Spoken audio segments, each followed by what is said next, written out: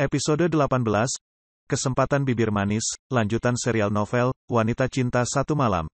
Jangan lupa like, komen, bagikan dan subscribe, agar channel ini berkembang dan bisa menghibur pecinta novel. Terima kasih. Aku sudah merasa segar karena sudah mandi sekarang, berkeliling mencari handuk yang belum juga ketemu. Kemana handukku? Kenapa aku malah jadi kesal sendiri sekarang ini? Bagaimana mungkin aku bisa menemukannya sekarang? Tidak mungkin aku keluar dengan tidak menggunakan apapun juga. Ini sungguh memalukan. Aku lupa membawa handukku dan sekarang bagaimana mungkin aku bisa keluar? Mataku tiba-tiba melihat ke arah handuk kain yang memang kecil, hanya menutupi bagian tubuhku sampai di atas paha kaki. Tidak ada pilihan lain selain menggunakan ini. Ah, sial. Dengan sangat terpaksa akhirnya aku memutuskan untuk memakai handuk itu dan berjalan mengendap-endap seperti maling berharap tidak menemukan Guntur di tempat ini. Jangan sampai aku menemukan pria itu atau aku yang akan malu sekarang. Ah, kenapa dia terlihat menyebalkan sekali? Apa yang harus aku ambil sekarang? Apa kamu bermaksud untuk menggodaku? Suara itu. Aku mengenalinya dan ketika aku membalikan badanku sendiri, di sana ada Guntur yang sudah menatapku dengan pandangan laparnya. Sial. Ini sungguh memalukan. Guntur bersidekap sambil melihat setiap inci dari 3 tubuhku. Dia memang pria yang menyebalkan membuat diriku merasa malu dengan semuanya. Kamu sengaja untuk menggodaku, tanya Guntur padaku. Memangnya siapa yang mencoba untuk menggodanya? Dia terlalu percaya diri sekali. Bahkan aku sangat kesal dengan dirinya yang memang tidak pernah peduli padaku sama sekali. Siapa yang mencoba untuk mengganggu kamu, Aku hanya menggelengkan kepalaku dengan kesal. Entah apa yang dia inginkan sekarang padaku. Bahkan aku sendiri tidak tahu harus melakukan apa. Guntur tersenyum dengan misterius membuat aku kesal. Entah apa yang dia inginkan sekarang ini. Sudah, sana keluar. Aku mau pakai baju, ucapku mengusir Guntur agar tidak melihatku dengan pandangan lapar. Aku terdiam ketika melihat Guntur yang kini tersenyum padaku dengan penuh arti. Oke, aku tahu apa yang ada di dalam pikirannya sekarang ini.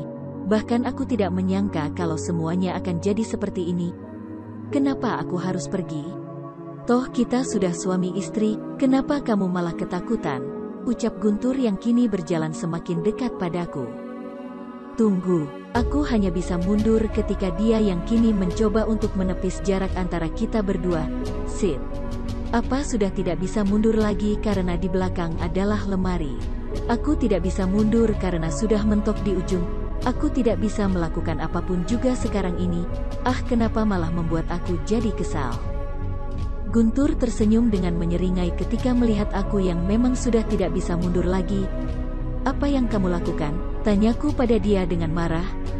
Kenapa aku malah jadi sulit untuk melakukan apapun juga? Guntur mencekal pinggangku menepis jarak antara aku dengan dirinya. Aku akan melakukan hal yang baik untuk kamu, kata Guntur yang kini mendekatkan wajahnya padaku. Aku hanya bisa mencoba untuk mendorongnya tapi memang tenaganya yang lebih kuat dari diriku membuat aku tidak bisa bergerak sama sekali. Ah, kenapa aku malah jadi kesal padanya? Bahkan aku tidak tahu harus melakukan apa sekarang ini. Guntur sudah mendekatiku dan akhirnya bibir kami saling menyatu satu sama lain. Aku hanya bisa memberontak dan berusaha untuk menahan handukku agar tidak jatuh. Aku tidak mau malah terjadi sesuatu padaku nantinya.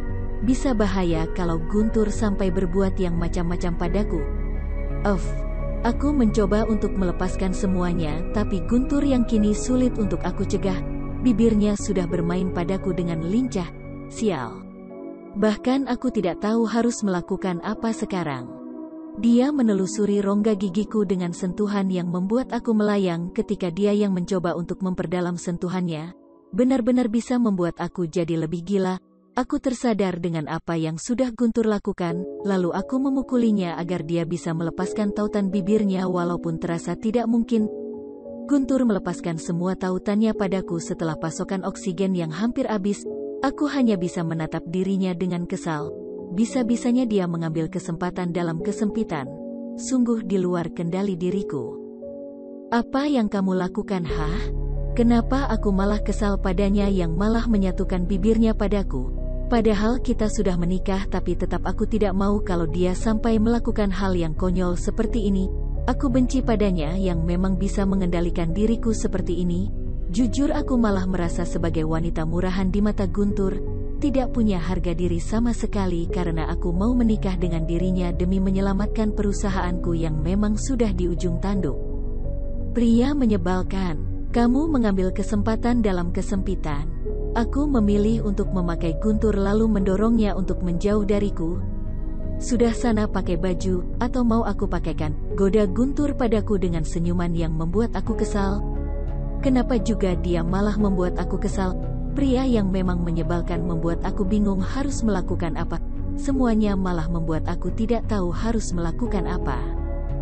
Sudah sana keluar dari kamarku. Aku mengusir Guntur dari tempat ini karena memang aku kesal padanya.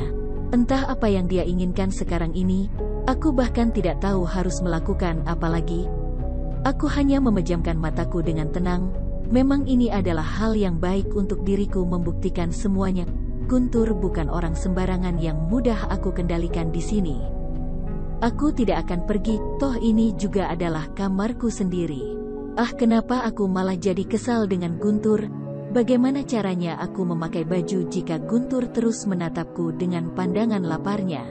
Sudah sana menyingkir, aku hanya bisa mengusirnya untuk pergi dari tempat ini. Rasanya aku kesal sekali dengan pria itu.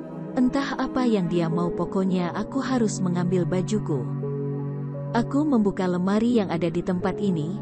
Beruntung ada baju tidur yang bisa aku gunakan.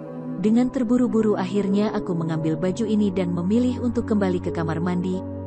Kenapa gak pakai baju saja di sini? Toh aku juga sudah melihat semua inci dari tubuhmu.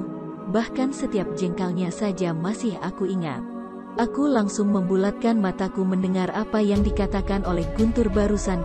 Ini benar-benar gila menurutku. Pria itu dengan pikiran kotornya masih memikirkan tentang diriku. Dasar Piktor.